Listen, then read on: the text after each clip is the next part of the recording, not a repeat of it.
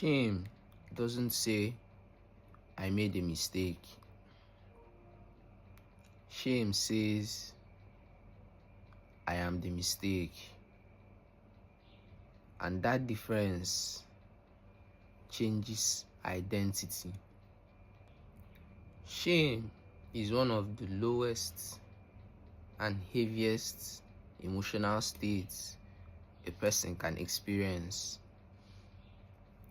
because unlike sadness and fear,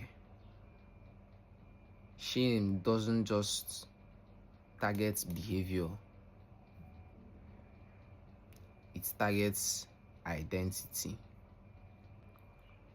Shame, instead of saying that action was wrong, shame whispers there is something wrong with you. And over time, repeated experiences of shame can create something deeper, which is an identity collapse. Quiet belief that you are flawed or not good enough or not worthy or not acceptable. And when shame is internalized, people don't just feel bad about what they did, they begin to question who they are. And this emotional state of questioning who you are drains energy,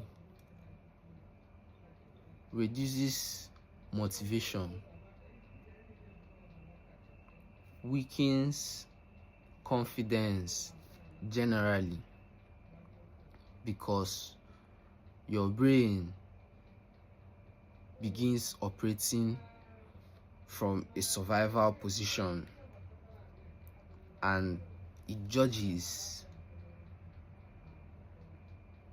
if I am flawed, if I am defective, if I am not enough.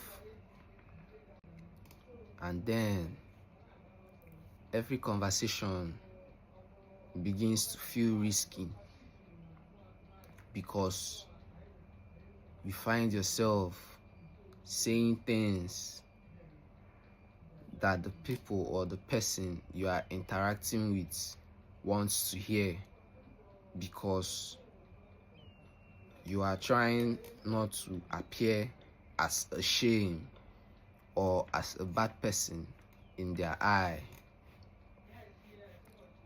And this leads us to the worst effects that shame has on people, which is the killing of self-expression.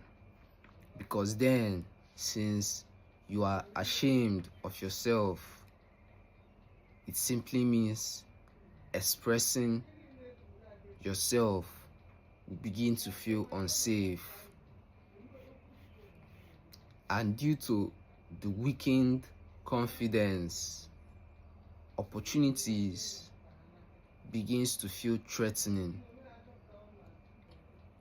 Shame often forms early through criticism, through comparison, through rejection,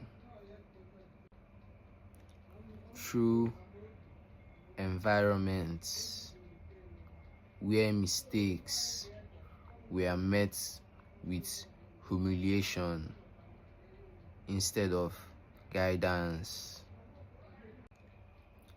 And because shame is so painful, many people learn to hide it. But hidden shame still shapes behavior and can lead to over perfectionism, people pleasing, isolation, avoidance of growth,